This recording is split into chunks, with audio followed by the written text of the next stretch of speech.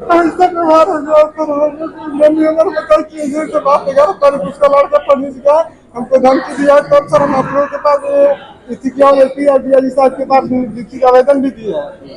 उससे पहले हम नहीं दिए थे भाई हमारे गाँव में कोई है ही नहीं तो कैसे होंगे, लेकिन मान लीजिए ये घटना देख उसको बेहोश हो गई रही थी, 4-5 दिन के बाद होश आया तो हमको घटना बताई, तब हम लेकिन लिखित में सब लोगों का नाम दर्ज करा। उनके परिजन मेरे साथ, मेरे आगे पीछे सब बैठे होंगे। 13 मार्च को 16 वर्षीय रचना पासवान की निर्ममता से हत्या कर दी गई विक्रमगंज अनुमंडल में कछवा थाना के लेवा गांव में। इतनी निर्ममता से मारी गई कि कोई भी देखेगा तो देख के वो सिहर जाता।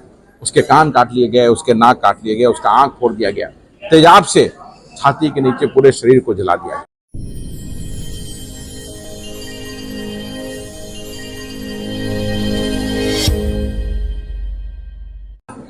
देखिए, पूरे बिहार में लगातार दलित समाज की हमारी जो बहनें हैं, हमारे जो नौजवान साथी, नौजवान भाई जो हैं, उनका उत्पीड़न, उनका शोषण,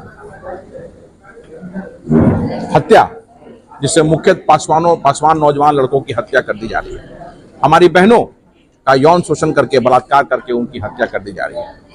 और पुलिस और सरकार संवेदनहीन बनी हुई है और पुलिस का पक्षपातपूर्ण रवैया हर केस में देखने को मिल रहा है। कोई एक जगह हो तो हम उसको मान सकते हैं, लेकिन जहां भी हत्याएं हुई हैं, जहां भी उत्पीड़न हुआ है, जहां भी शोषण हुआ है, पुलिस का रवैया पक्षपातपूर्ण रहा है। और जो अभियुक्त हैं, जिन्होंने इन वाकयातों को करने का काम किया है, उनको बचाने के लिए पुलिस कोई कसर नहीं छोड़ती है। पिछले 6 महीने में हमारे रविदास समाज की बहनें गोपालगंज के डाइट सेंटर में उनकी हत्या कर दी गई। यौन शोषण किया गया महीनों तक। जब उसने तनख्वाह मांगी अपनी तो उसकी हत्या कर दी गई। औरंगाबाद में एक 15 वर्षीय पूजा हमारी बच्ची थी, उसकी हत्या कर दी गई। तो इस तरह का केस पूरे बिहार में लगातार हो रहा है।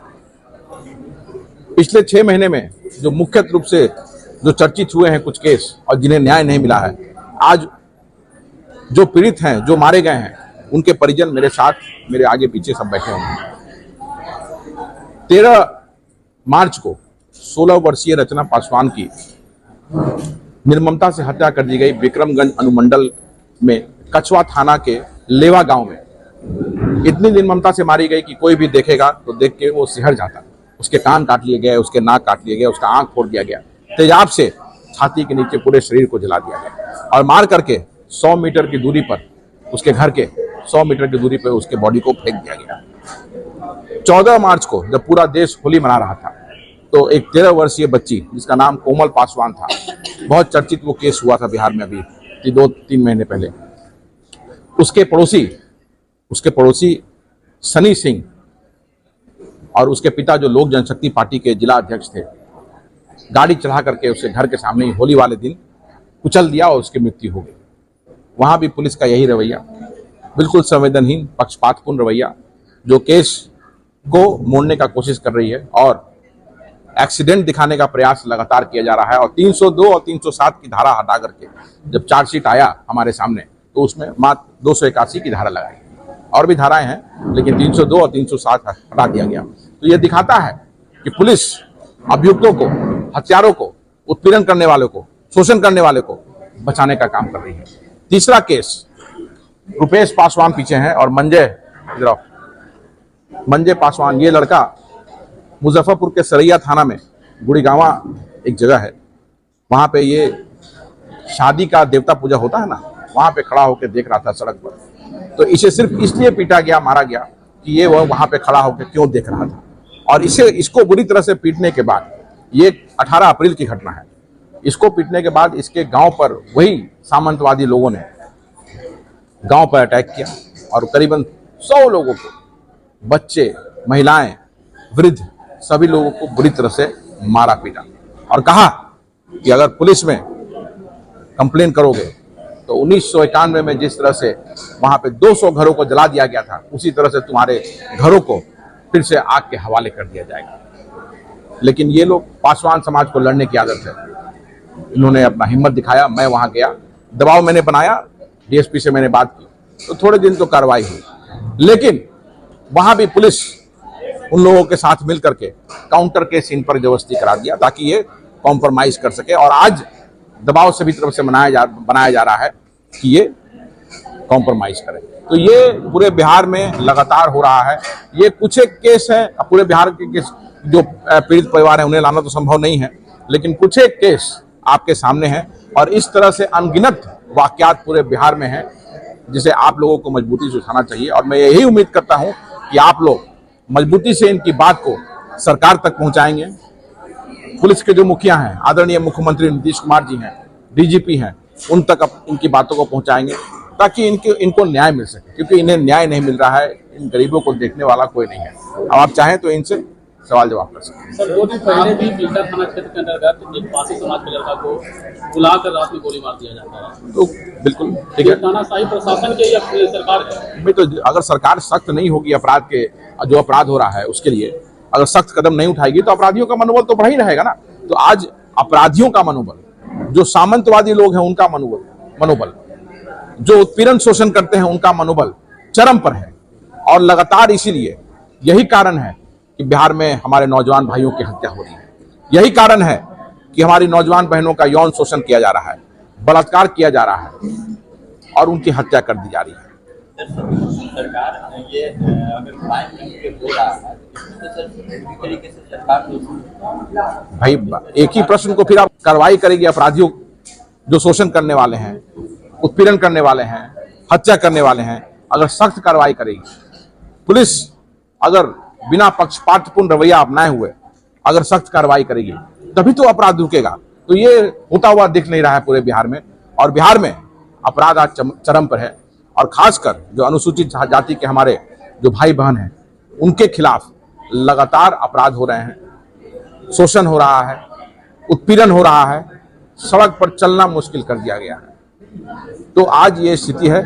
आप इन सब बातों को मजबूती से लोगों के सामने लाएं, सरकार के सामने लाएं। हम एक जिम्मेदार विपक्ष का कर्तव्य निभा रहे हैं, इनकी बातों को सरकार तक पहुंचाने का काम कर रहे हैं ताकि इन्हें न्याय मिल सके, क्योंकि ये पुलिस थाना और कोर्ट दोनों के बीच में दौड़ करके ये परेशान है, इनको न्याय नहीं मिल रहा है। तो आप कोमल की बहन बैठी है यहाँ पे, हम लोग 2 भाई हैं, दोनों भाई हमारा तारीख 7 मार्च चले जाओ। बाहर से आए थे, दोनों भाई 11 मार्च को हम लोग चल गए शादी अटेंड, हमारा टेंट काम करते हैं, दोनों भाई चले गए। और माँ हमारी थी और एक बहन थी। 11 मार्च को लोग गई जलान, हमारा दूध के हट के 6 मीटर दूरी पे जलान है। तो अब पंडित जी को हम लोग जमीन लिए, तो पंडित जी का लड़का और बहुत लड़का दारू पी रहा था और मम्मी को हमारा धमकी दिया, ये जमात के साथ क्या है कि हमारे बाबा दादा ने जमीन कैसे तू लोग ले लिया, तो जमीन छोड़ दो, तुमको 10 लाख मंगा पैसा देंगे, नहीं तो तुमको दिखा देंगे। आजाद ने बोला, हम लोग दोनों भाई आ गए 8-7 बजे करीब, दोनों भैया, और 12 तारीख को हमारा बहन दिने में न पाता हो गया और हम लोग रात में बोला और सुबह में बहन आपकी पाता हो गया 10-11 बजे के। कितनी उम्र थी आपकी? 16 वर्ष थी, अभी इंटर मैट्रिक एग्जाम दी थी। तो सर हम लोग दोनों भाई खोजने लगे उधर उधर, भाई लड़की कहा हुआ चाहे कहीं गोई होगी, शाम तक वेट कर रहे हैं। तो आदमी गाँव घर बोला कि ऐसा है, ऐसे माहौल जैसा चल रहा है वो देख के आज बस देख लो, सुबह तक आज ही ठीक है, नहीं तो जाकर थाना में FIR कर देना। तो करीब रात हो गया और 9-10 बज रहा है कि लपेट में घास गड़ने, जादू जी थी लोग घास गड़ने गए और लास्ट को वही से ही हमारे घर से 150 मीटर की दूरी पर फेंका था। तो हालांकि तो हम लोग गए और उठा के खरिहान में लेकर रख दिए। उसके बाद प्रशासन आया, पोस्टमार्टम के लिए ले गया और सब कुछ नहीं हुआ। उसके बाद हम लोग मम्मी की हमारा तबीयत हम लोग अभी देख ही रहे कितना उम्र के, हम लोग के सर कुछ सपोर्ट में नहीं मिला। हम लोग नहीं, हम लोग ये देख घटना देखिए इस तरह का घटना था, उस देख के हम लोग सर पगला गए थे। कुछ समझ में नहीं आ रहा था कि हम लोग क्या कर रहे हैं।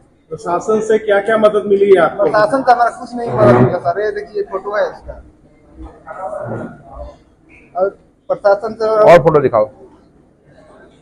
तो मार कर बिक दिया गया ना ये? जी, मार के उसका आँख फोड़ दिया था, कान काट दिया था एक, उसके बाद जला दिया है तेजाब डालकर, अंगुली काट दिया है लोग, ऐसा बेहरमी से कत्ल किया है। तो हम लोग पुलिस से पता है, तो पुलिस की अभी तक भी पुलिस कोई एक्शन ले रहा है सर। वो बोला कि हम चार्ज में लगे हैं, अभी हमारा दूसरा रिपोर्ट भी नहीं दिया है, 2 महीना हो गया है। किस जिला और थाने की घटना है ये? विक्रमगंज अनुमंडल में आता है सर, कछवा थाना है, जिला रोहतास। क्या हुआ आपका? हमारा चित्रंजन पसवान है। ऐसा व्यवहार हो गया सर, मैंने अगर मतलब कि से बात वगैरह कर उसका लड़का पुलिस का हमको धमकी दिया, तब सर हम आप लोगों के पास इसी क्या पीआईडी साहब के पास जिसकी का आवेदन भी दिया है। उससे पहले हम नहीं दिए थे भाई, हमारे गाँव में कोई है ही नहीं, तो कैसे होगा। लेकिन मान लीजिए ये घटना देख उसको बेहोश हो गई थी, 7 दिन के बाद होश आया तो हमको घटना बताई, तब हम लेकिन लिखित में सब लोगों का नाम दर्ज कितने करा। तारीख की घटना? 13 तारीख को। 12 मार्च को ना पता हुई थी, 13 मार्च को कुछ नहीं करिए सर। कोई इन लोग का देखने वाला नहीं है, और कहीं भी ये लोग हर जगह जाके थक गए। मैं वहां गया था तो थोड़ा बहुत कार्रवाई जैसे मैंने बताया कि शुरू हुआ, उसके बाद फिर वही हाल। इन लोगों का कोई देखने वाला नहीं है। सरकार के लोग जो हैं सिर्फ झूठ बोलते हैं। अलग अलग राजनीतिक दल के लोग जाते हैं, फोटो वीडियो बनाते हैं, उसके बाद कोई नहीं जाता है पूछने के लिए। गुड़ीगांवा में हमारे ये रुपेश पासवान जी हैं, इनके गांव में हुआ, इनसे पूछिए। आइए सर आगे। तुम बोलो ना, आओ ना, बोलो। मंजय कुमार है, हमारे गांव के पड़ोसी हैं, बगल का भाई। 18 तारीख का शादी का 18 अप्रैल शादी समारोह का देवता पूजन था। उसने त्रिपुरा चौक पे वहाँ पे जा रहा था दवा के लिए, जाम था। एक मिनट फिर से देवता पूजन हो रहा था। इसके दौरान काफी महिला लोग की संख्या थी, डीजे बाजा बज रही थी, वहाँ पे डांस चल रही थी। इसने भीड़ देख करके रोक लिया। रोकने के बावजूद में उनके समाज के एक दारू माफिया है नीरज सिंह, और उनका लड़का भी, क्योंकि नीरज सिंह दारू का FIR में उन्होंने अभी तक फरारी बिल नहीं लिए हुए हैं। उनका एक बाइक भी बरामद है, क्योंकि सरैया थाना में अभी तक उनका बाइक पड़ा हुआ है। उनका लड़का ने दारू पी करके 3 लड़के के साथ इसको जाति सूचक शब्द बोलते हुए बोला, तुम अछूत जाति से बिलोंग करते हो, तुम यहाँ पे क्यों रुके हुए हैं, हम लोग को देवता पूजन में क्यों रुके हुए, यहाँ से तुम जाओ। और इसको लगा मारने, 3-4 लोग मिलकर इसको लगा मारने। वहाँ के कुछ लोग देखे तो हमारे टोला में सूचना दिए, तो वहाँ से 2-3 आदमी गए, तो इसको जो है सो वहाँ से लेकर के इसका कपार इसका फट गया था, माथा जो होता है इसका फट गया था। इसके बावजूद करीब उनके समाज से 1 से 150 के संख्या में हमारे पूरे टोला में समाज के ऊपर लाठी डंडा और धागा के साथ वार किया गया, पीटा गया। लेडीज हो, छोटी बहन हो हमारी, छोटा हमारा भाई हो, हमारे बुजुर्ग हो, सभी लोगों को उसने पीटा। और पीटने के बावजूद उसने धमकी दिया कि 1991 में पूरे 200 पासवानों का घर हमने जलाकर जो राख किए थे, फिर से वही कांड हमने दोहरावेंगे, और सोएगा तो सोया हुआ रात में भी आकर के हमने जला करके तुम लोग को मार देंगे। उसके बाद में हम लोगों ने थाने पे FIR की, क्योंकि हम लोग से पहले FIR उन लोग जाके कर दिए काउंटर, जिसमें से जो लोग गांव में नहीं है उनका भी नाम दे दिया गया है। घटना के क्रम में हम थे मुजफ्फरपुर, अपने ससुराल में थे, हमको घटना की जानकारी मिली, हमने तुरंत सरैया थाने को और 112 को हमने फोन किया। हालांकि दोनों पार्टी ने गश्ती गाड़ी भेजी थी। 2 बजे के आसपास हमने गांव में पहुंचे, तो ये लोग डर के मारे डॉक्टर के पास नहीं जा रहे हैं, जाएंगे कहीं रास्ते में पकड़ करके फिर से लगेगा मारने। तो हमने इसको अपने गाड़ी से लेकर के हमने डॉक्टर के पास लेकर के गए। इसी के क्रम में मेरा भी नाम जो है से दे दिया गया FIR में, जो कि हम इसमें कहीं से संलिप्त में भी नहीं थे। हमने DSP साहब को हमने एक आवेदन भी दिए हैं कि टोल प्लाजा का CCTV कैमरा आप चेक कीजिए। रास्ते में मुजफ्फरपुर से आने में गुड़गांव तक रेवा रोड है, काफी बैंक है, काफी दुकान है, काफी होटलें है। आप इतना, मेरा गाड़ी नंबर है, हम अपने पुत्र को लेकर हम घर जा रहे थे, आप CCTV कैमरा फुटेज आप निकाल सकते हैं। अगर हम कहीं से दोषी पाया जाए तो आप मेरे ऊपर भी कानूनी कार्रवाई कीजिए। अगर मैं निर्दोष हूँ तो आप हमको न्याय दिलाइए।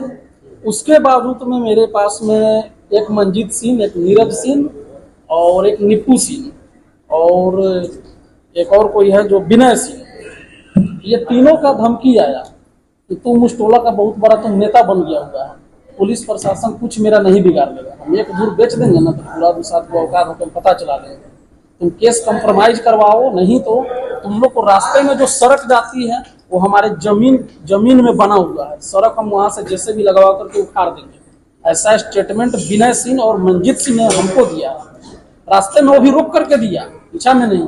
और लगातार रास्ते में जब भी वो लोग हमको देख रहे हैं रोक करके धमकीबाजी कर रहे हैं कि केस कंप्रोमाइज करवाओ, नहीं तो रास्ता तोड़ देंगे, फिर से तुम्हारे साथ मार देंगे। प्रशासन की तरफ से क्या मदद मिल रही है? प्रशासन की तरफ से अभी तक कुछ मदद नहीं मिली। अगर मदद मिलती तो जो अपराध किया है, अपराधी घर में सो रहा है, सरेआम रोड पे घूम रहा है। 1 महीने आज कांड की हो गई, अभी तक कुछ ऐसा कानूनी कार्रवाई उन्होंने नहीं की है।